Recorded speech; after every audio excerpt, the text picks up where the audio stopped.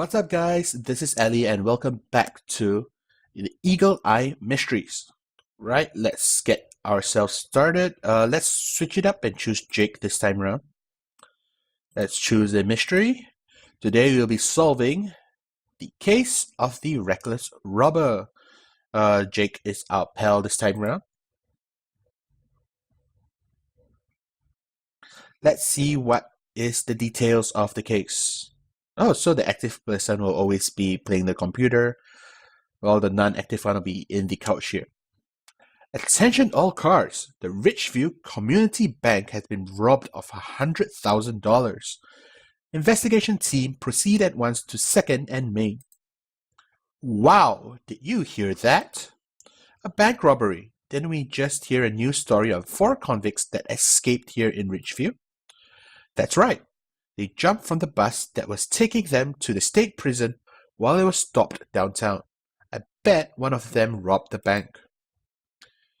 Attention all cars, the escaped criminals have all been captured outside Swanks Hotel, but the $100,000 hasn't been recovered. Wow, they caught the criminals, but the money is still missing.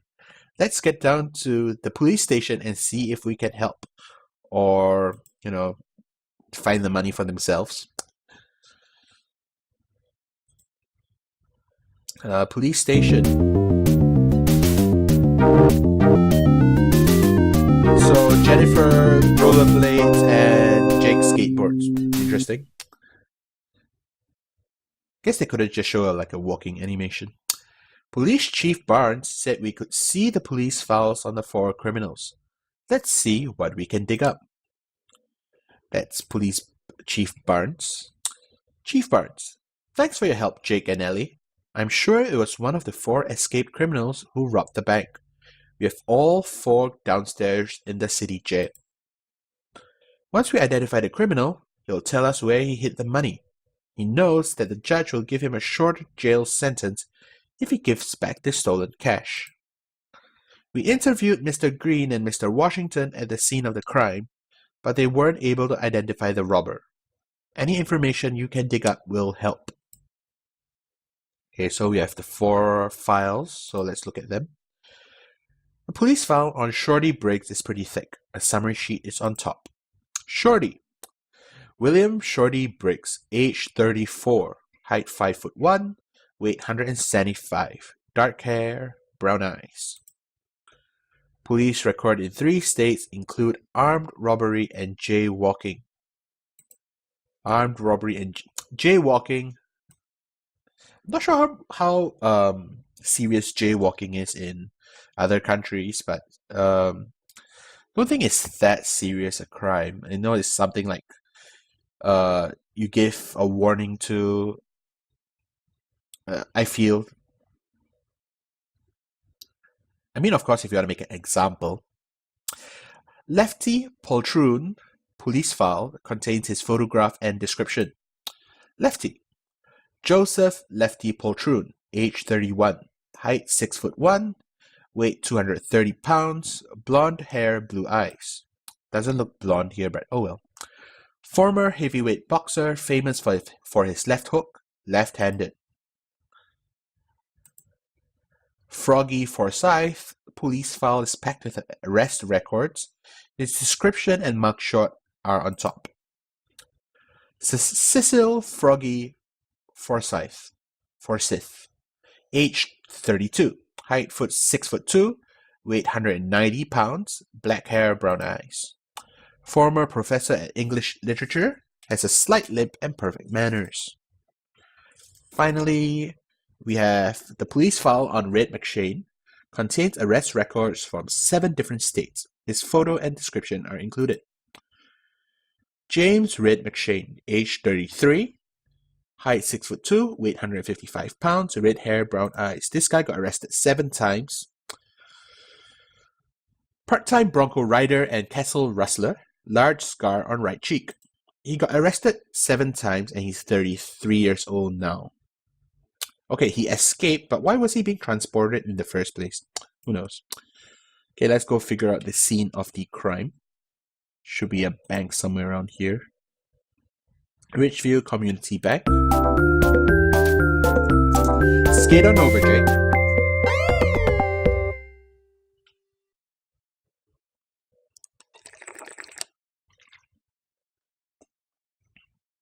The bank is almost empty. You are lucky it was Sergeant Nails at the door because he knows us so well and let us in.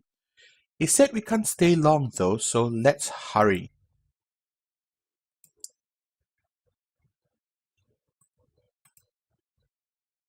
The hold-up took place just after 1 p.m. when most of my tellers were out at lunch after the noontime rush. I was just reviewing the bad checks when I heard a shot. The next thing I knew, a man in a mask was telling me to fill his bag with money. I could see his eyes through the mask though. They were dark brown.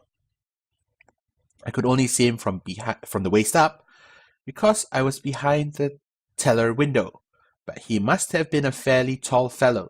His eyes were level with mine. Mr. Green, okay, tall.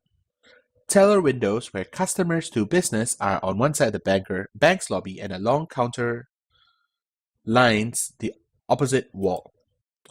Pens are chained to the counter next to a stack of deposit slips.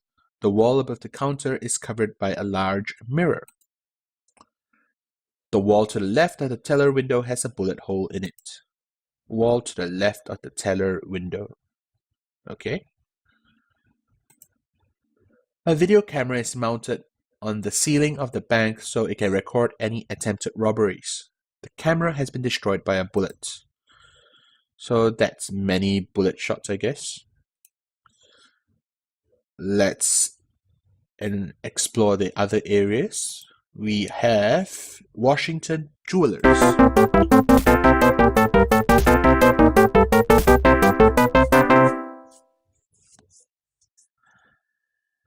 Skate on by this rich estate, come on. Mr. Washington was one of the witnesses to the holdup. Let us see if he can tell us anything about the bank robber. There we go. I was filling out a deposit slip at the counter with my back turned to the tellers when I heard a gunshot. I looked up and caught a glimpse of the back of the robber's head in the bank mirror. His mask covered his face but didn't go all the way around his head, so I could see that his hair was brown. Then he shouted for everyone to get down, so I dove under the countertop. He had a gun, and a few moments later he shot at the wall when Mr. Green didn't hurry with the money. I have to admit, I was terrified that someone would get hurt.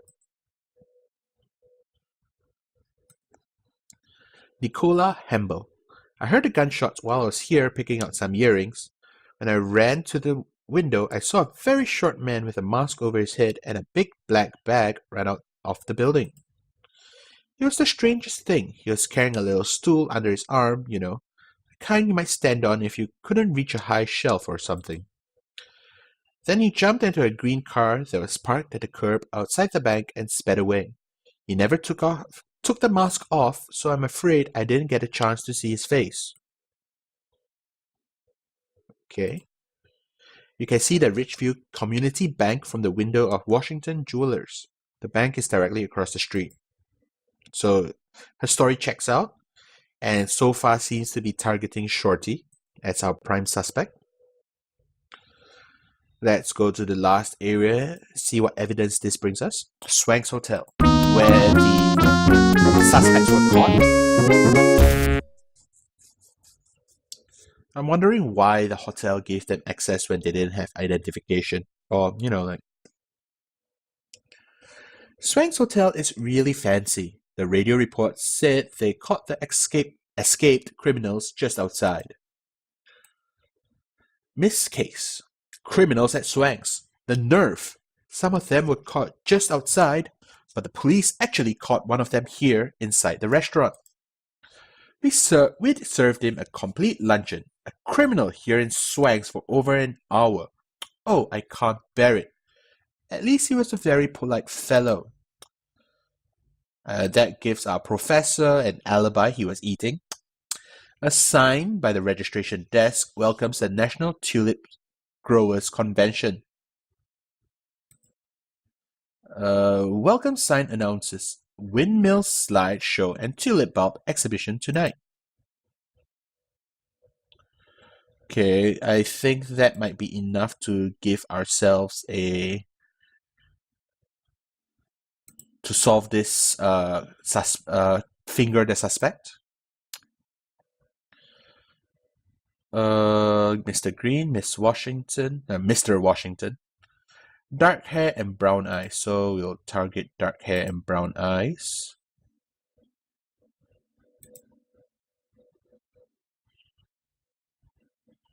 Brown eyes. Brown hair. Stool.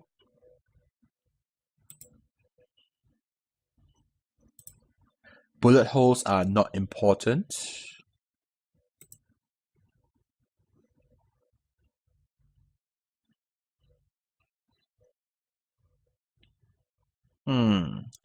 One last clue.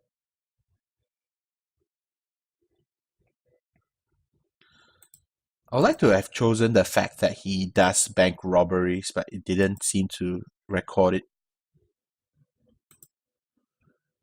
Bullet holes not important.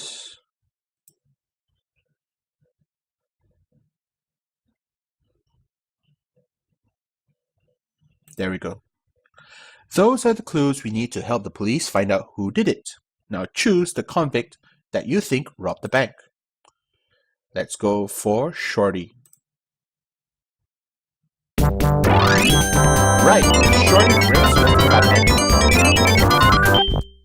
Right, Shorty Briggs was the gunman at the bank. Let's check the evidence. Mr. Green told us that the bank robber had brown eyes. He also said that he could only see the robber from the waist up, but that he must have been tall because his eyes were level with Mr. Green's. Mr. Washington told us the robber had dark hair. Nicola Hamble told us that the bank robber was a short man, but he carried a stepping stool with him from the bank. Shorty Briggs has brown eyes and brown hair. He's only 5'1", which is why his nickname is Shorty. He stood on a stool while robbing the bank so that Mr. Green would report that the gunman was tall, but you saw through his trick.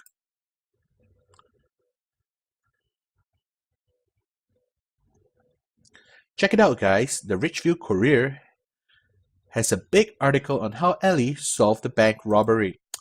Excellent. That was great. Some great detective work. Alright, Ellie, another clipping for the scrapbook. Bank robber back in jail, stolen cash returned. Shorty Briggs, escaped convict from Rockford State Prison, was arrested yesterday for the robbery of the Richview Community Bank.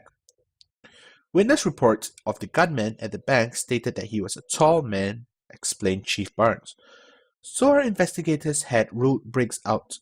Ellie realized that Briggs had been standing on a stool when the holdup took place to confuse the witness reports. With the evidence collected by the young sleuth, police were able to confront Briggs, who confessed and promptly turned over his loot to the authorities. Thanks to Ellie, the stolen cash is back where it belongs, gushed Mr. Green, the bank manager, and the bank is happy to donate a cash reward to the Eagle Eye Detective Agency in Ellie's name. That was, well, I'm pretty sure that if the police did their work and just questioned everyone in the area, they probably would have figured it out by themselves as well. Right, if you've been enjoying this series, do like, comment, and subscribe to the channel. Every little bit helps and is very much appreciated.